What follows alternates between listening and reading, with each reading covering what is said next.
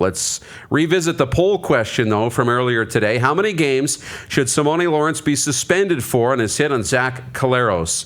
0, 1, 2, or 3 or more. Nobody has said 0. And a whopping 59% say 3 or more. 2 coming in next at just over 31%, and 10% of people saying 1. You guys, your thoughts one more time on 3 or more. Yeah. Definitely. How many? 4, you think? Yeah, 4. That's a lot of the season, though. But you're sympathetic. But when you get suspended 4 games and you're playing 82 or whatever it is, well, that's you know. But that's even a hefty one. If you see a 4-game suspension handout in the NHL, that's pretty hefty. Yeah, in my opinion. But he deserves it. But in the CFL, when you play 18, yeah.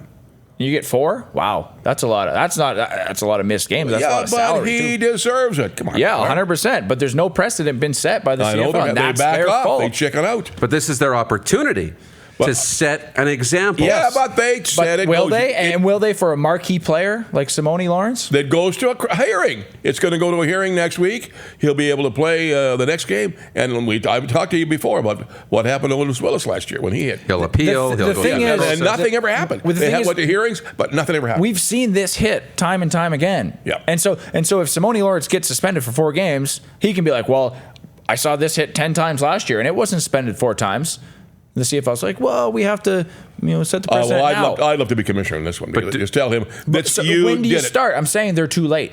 If they're talking about player safety, we want to protect the players, especially the quarterbacks. Right. And they're not going to suspend them.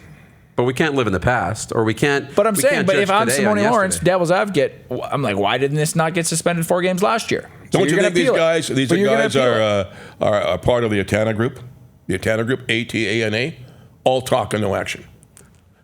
Don't you think I like it. Yes. Yes. There's all player safety. Add that. Cliff Clark. Add that one to the vault. But it just it gets me. And I don't think anything will happen. That's what scares me. I don't know about this commissioner, Randy. I think he really wants to do something, but he's over in Europe and Mexico. He's not hitting the issues. And this is a big issue. This guy's got to be suspended for 4 to 5 games. You got to give him an example, or it happen again. What happens when we go back in a game if Zach goes back in and plays against the Argonauts? I think they're almost too far gone. It could be right. They haven't set the precedent, and so if you're Simone Lawrence, you get suspended for 4 games. Well, you're going to appeal, and you're going to say, well, last year, here's an example. This guy got a 15-yard penalty. Yeah. They've increased the penalty to a grade 2, an upgraded 25-yard penalty, and I think they said, that'll solve the problem. No, it won't, and it hasn't. No.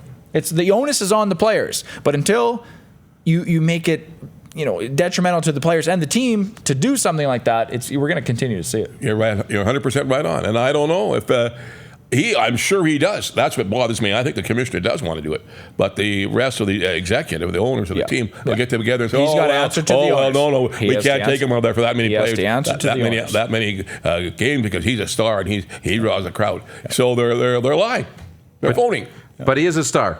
And every game you suspend a star, I know equality is big in every player, whatever, but a star is a star, and every game you give a star is worth infinitely more games than somebody who we've never heard of. Yeah. Mm-hmm. And 1 game for Simone Lawrence is worth 3 games for a guy who's never going to see the field or a special teams player who makes a dirty hit. Yeah. You have to set an example, whether that's 1 game. I think it should be 2.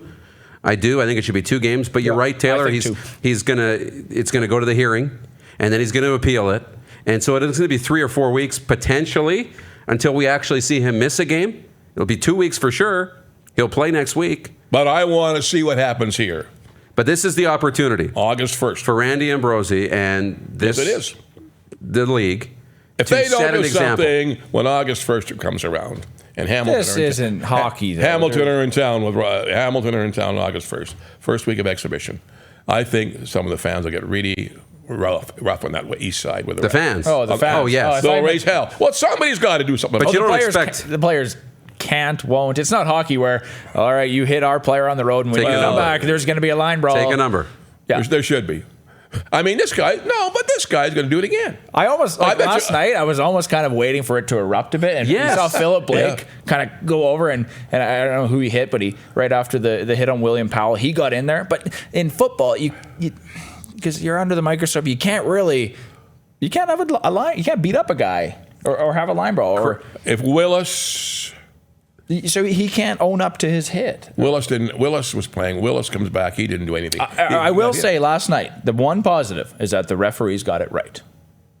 They called the rule the right way. There was no debate. And last year, how many times did we, the refs got it wrong? The referees got it right, but the CFL as a league isn't necessarily getting it right because they don't have that. His suspension should be announced today without any hesitation by our commissioner. Yep. You agree? Should have been announced an hour ago. Well, probably. Clark, nothing on the I-team yet. Absolutely nothing, we're told, yet from the CFL. And if it comes down before we're off the air, we will pass that along to you. That was worse than the ones by Willis last year, right? Yeah, because we have more information too, and we know the situation. Yep. So to make that hit while he's sliding, Yep. you just can't do it. And now you have to set an example that we can't let that happen. And Craig, we put the comment up on the screen a few minutes ago on Facebook, but for those listening at rodpedersen.com too, Craig Monroe says, if Kewana Jones would have gotten a 25-yard penalty for knocking Anthony Calvillo out of a Grey Cup, you would trade it every time. And I said this off the top. If I'm Simone Lawrence, why wouldn't you make the hit? Why wouldn't you hit him? It's a 25-yard penalty, and now the Riders are toast because they don't have an option behind them. So why wouldn't you make the hit? They took 50 yards of penalties on the opening drive. Cody Fajardo walks into the end zone, scores a touchdown, and if you're the Tiger Cats, you're fine because you got most of 3.5 quarters of football, and you win the game. It didn't end up being an issue. Normie Fong, I think the most games he can be suspended for is only 2 games. So maybe, and Normie's pretty sharp. In terms of the CFL PA agreement, he very well might be right.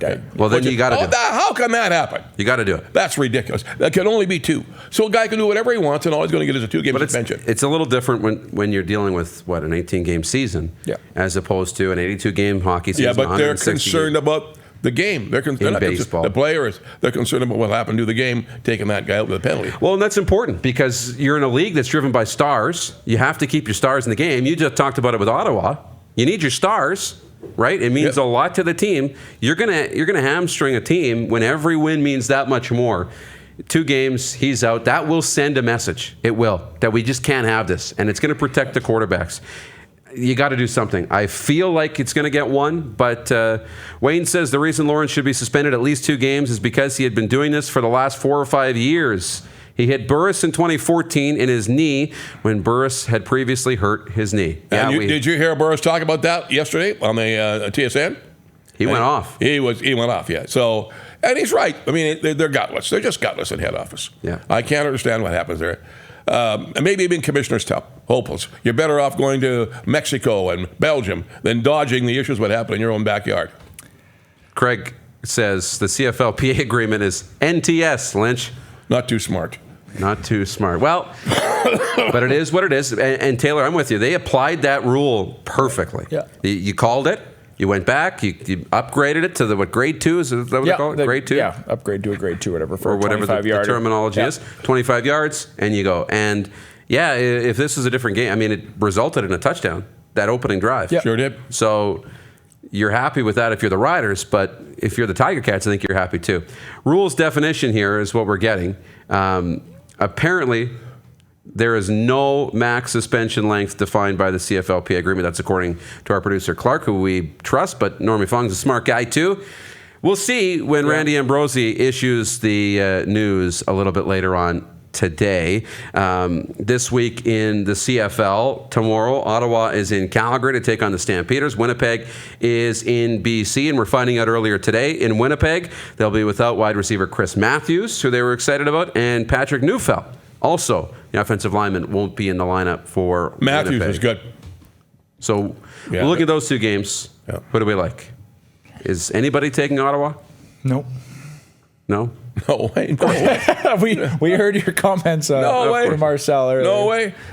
But how about Winnipeg and BC? Because that'll be a good one. I'm intrigued by that one. Yeah, that's the game of the week, right? That's the game of the week. Yeah, I'd like to see Mike Riley and what he has. He's the big signing. He was the big fish that everyone went out to get. So what can he do in a new team? Well, you just said Chris Matthews not playing. Chris Matthews, sensational receiver. Remember him from 4 or 5 years ago with Winnipeg? Yeah. So it's Adams is their top receiver now, and Dempsey, and you got Andrew Harris, great running back. I think this is the year for Winnipeg. It's time for them to do it all. And defensively, with Big Hill in the middle linebacker, and our good buddy, who I wish was here, Willie Jefferson, on that line of scrimmage, waving his arms. He just drives quarterbacks crazy. That's going to be a big factor. Winnipeg's defense is going to be very much improved and win games for them. And remember, Willie Jefferson won a couple of games last year for us with big suspensions. Type of guy you don't lose. You know that philosophy of mine. Let's not get into that now. Yes. We should never have lost him, but that's what happens. I'm excited to see Mike Riley and Duron Carter and see what they can do together. And, if Duron can make some noise in BC, I'm really excited about that game, to be honest. And they're at home, too. Yeah. So that'll be really exciting. Well, I believe Duron Carter can do anything. He's the only problem. He's not the best receiver in BC, though. Brian Burnham. Oh, yeah, Brian Burnham is, he could lead the league, Brian Burnham. Definitely. Yeah. But Carter, I think, can be spectacular, but his biggest problem is himself. Yep. All right.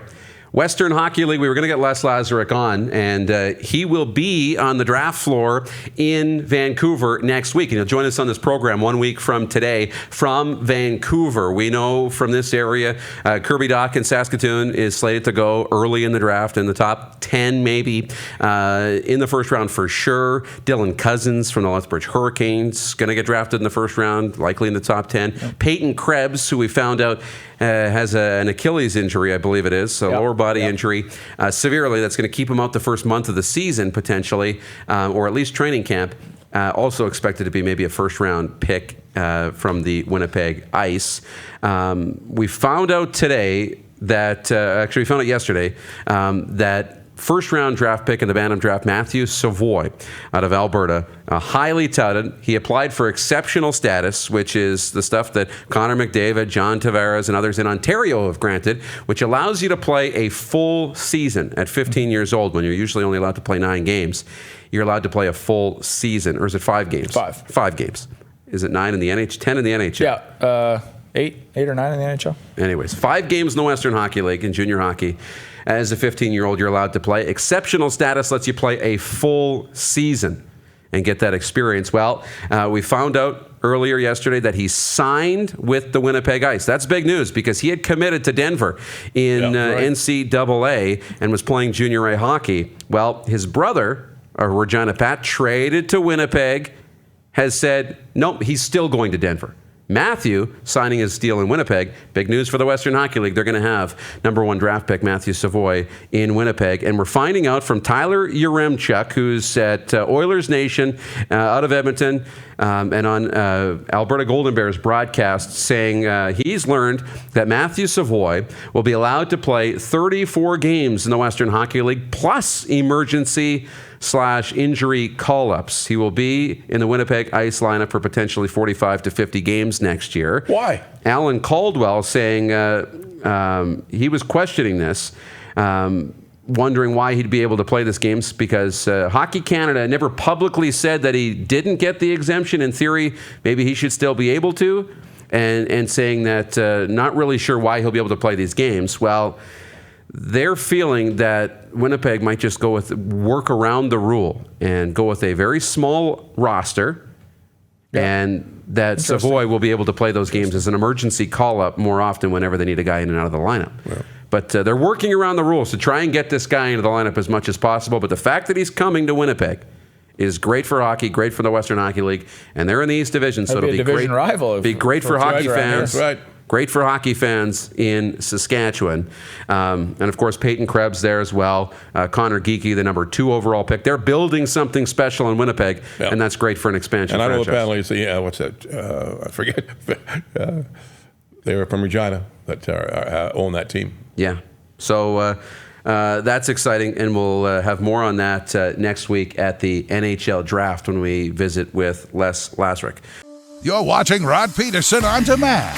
For more of The Rod Pedersen Show, visit rodpedersen.com or follow Rod Pedersen on social media.